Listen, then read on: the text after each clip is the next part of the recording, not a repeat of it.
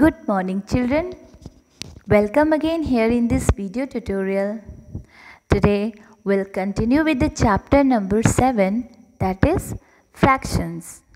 In the last tutorial class we have already learned about fractions. So one more time let me ask, what are fractions? Yes, a fraction shows part of a whole. The whole can be a reason or a collection. Fraction किसी भी एक पूरे number का part होता है. Fine, whole number का part होता है. वो कोई रीज़न भी हो सकता है एंड कलेक्शन भी हो सकता है, लाइक बलून का ग्रुप हो, फ्रूट्स का ग्रुप हो, या फिर आपके शेप्स हो.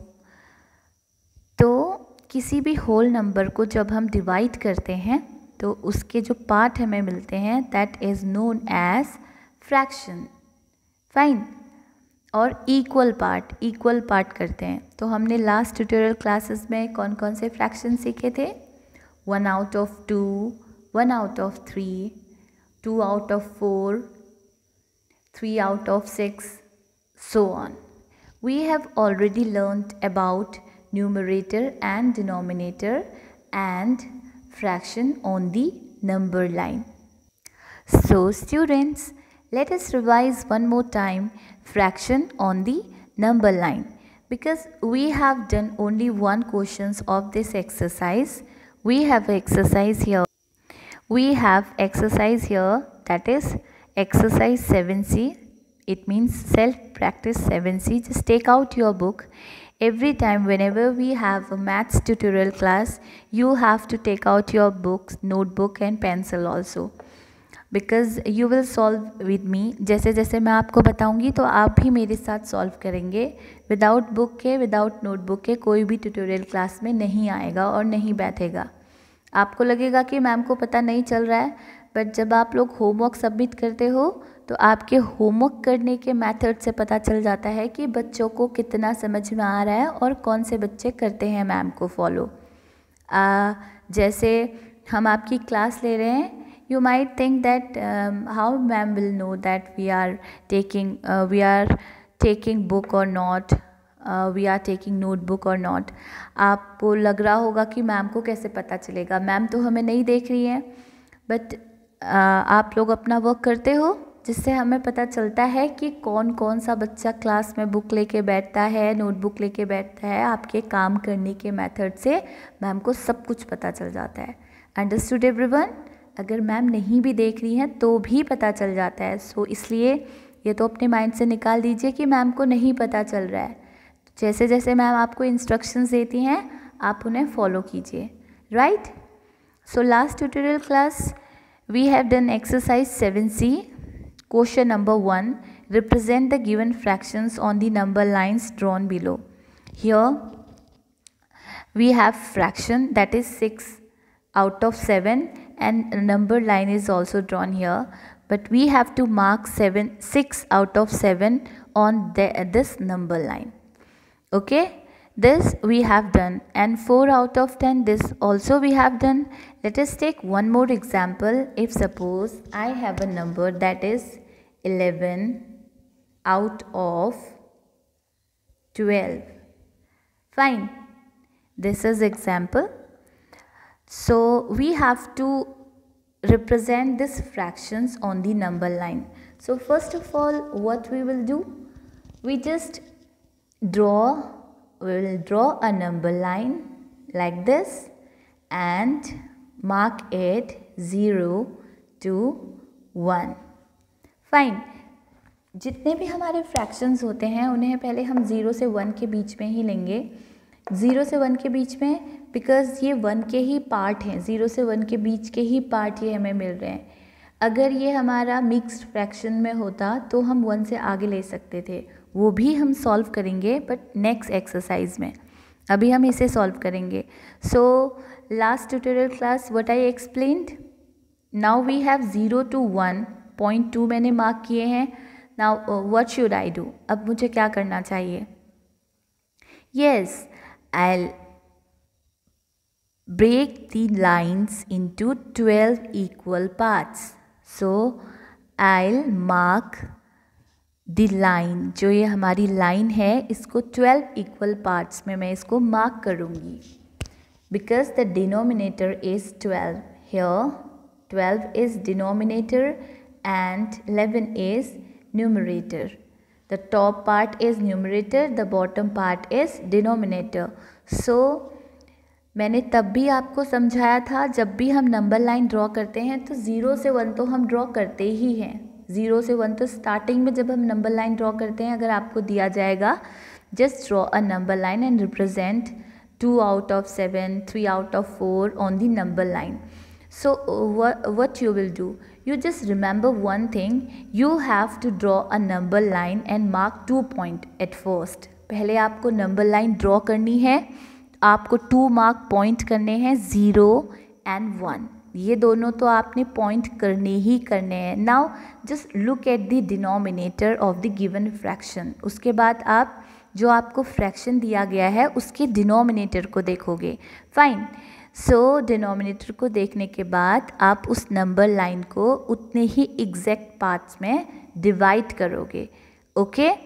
सो we have denominator here 12. Now I'll part this number line into 12 equally. Okay.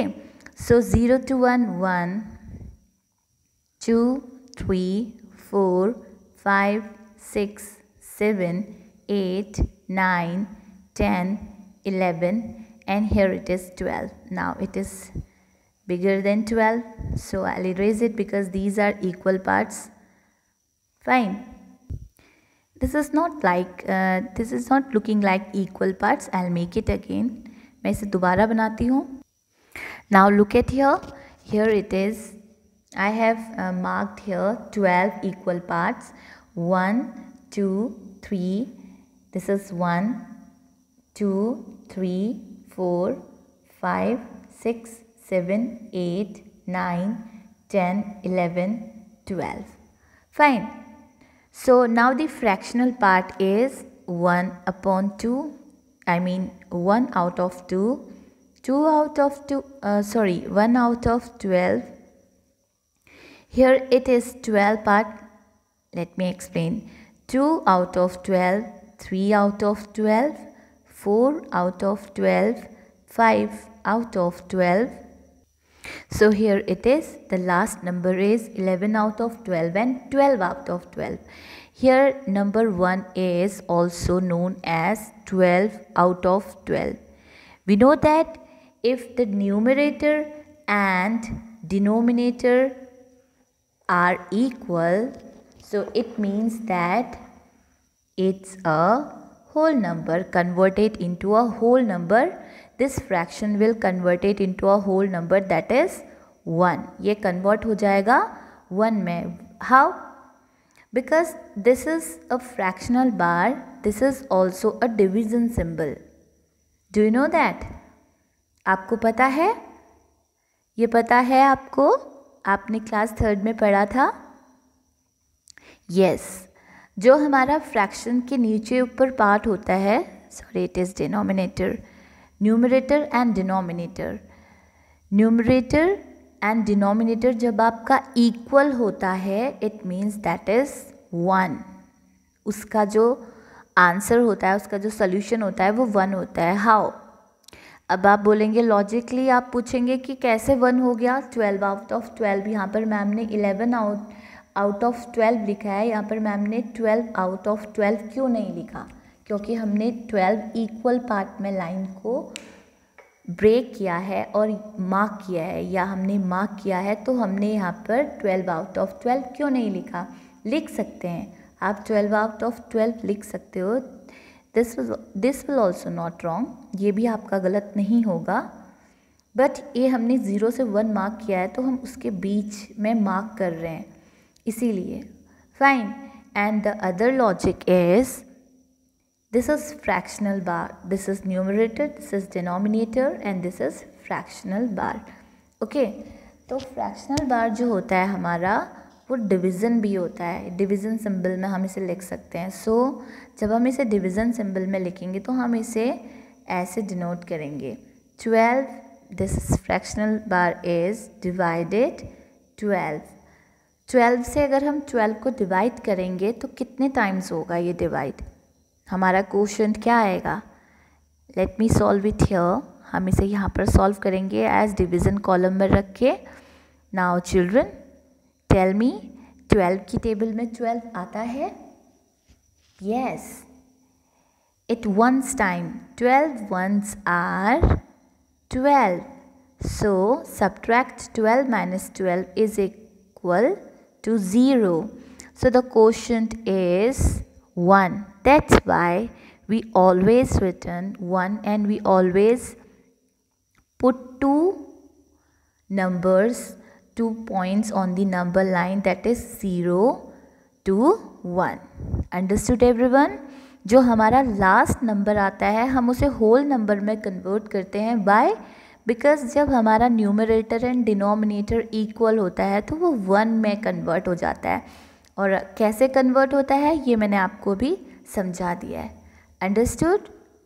Okay, now it's very easy. क्या पूछा था हमसे? 11/12 हमने डिनोट करना है। So here it is 11/12 on the number line. ये आपका डिनोट हो गया है। Okay, so let's take another question, that is question number 2. So this one we have already done in our notebook. आपने भी किया होगा। कुछ बच्चे अभी भी होमवर्क नहीं कर रहे हैं। Students, 75% attendance should be compulsory for every child. Then you can give your final exams. तभी आप अपने फाइनल एग्ज़ाम्स दे पाओगे। अभी तो आप लोग एग्ज़ाम दे रहे हो, बट ऐसा ना हो कि आप लोगों की अटेंडेंस रेगुलर नहीं आ रही है और आप एग्ज़ाम नहीं दे पाओगे। नेक्स्ट क्लास में जाना है ना? So just do your work regularly and be attentive on the online classes also. घर में हो, ऑनलाइन क्लासेस ले रहे हो, so why don't you submitting your work? सभी बच्चों की प्रेजेंट होना ऑनलाइन क्लास में कंपलसरी है। मुझे नहीं चाहिए कि मेरे मैथ्स की क्लास में एक भी बच्चा एब्सेंट होए। सारे बच्चे क्लास अटेंड करेंगे एंड सारे बच्चे वर्कशीट का वर्क कंप्लीट करके ट्यूटोरियल पोर्टल पर अपलोड करेंगे। अंडरस्टूड? अगर आपके नेबर्स हैं वो नहीं कर रहे हैं तो आप उनको भी मोटिवेट कीजिए, उनसे बोलिए कि वो वर्क करें। फाइन। अब आपके क्लासमेट्स हैं, अगर आप वर्क करते हो, आपके क्लासमेट वर्क नहीं करते हैं, तो आप उनको भी बोलिए कि वर्क कंप्लीट कीजिए।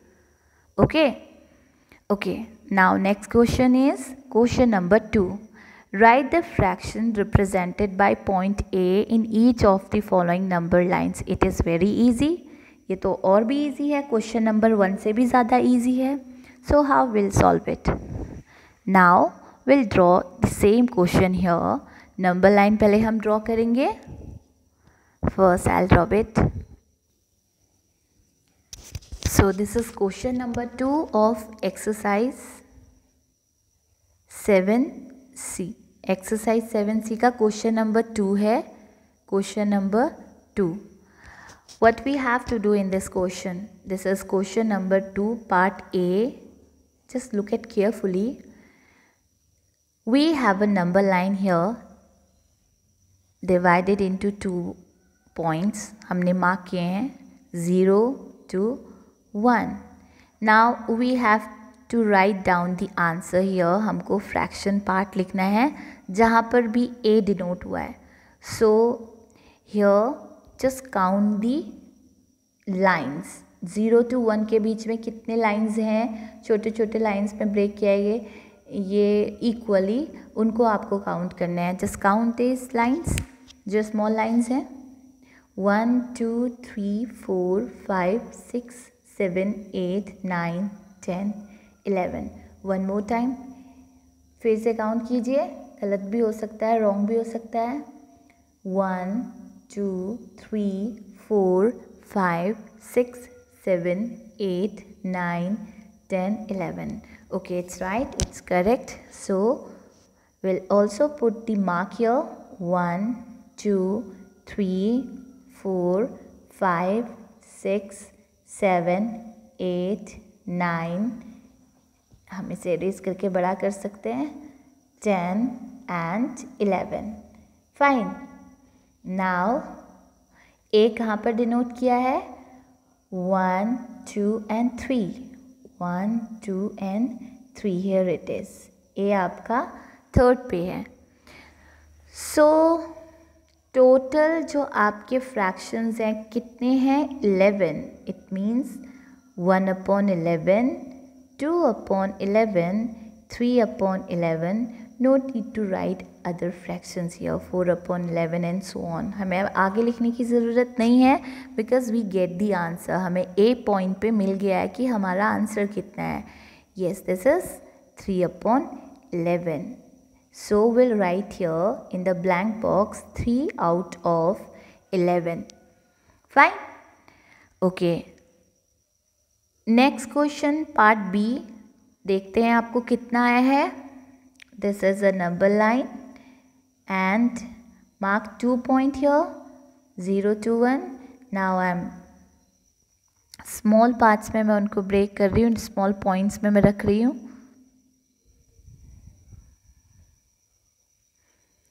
Okay, here is A. Now you have to tell me the answer. What you will do?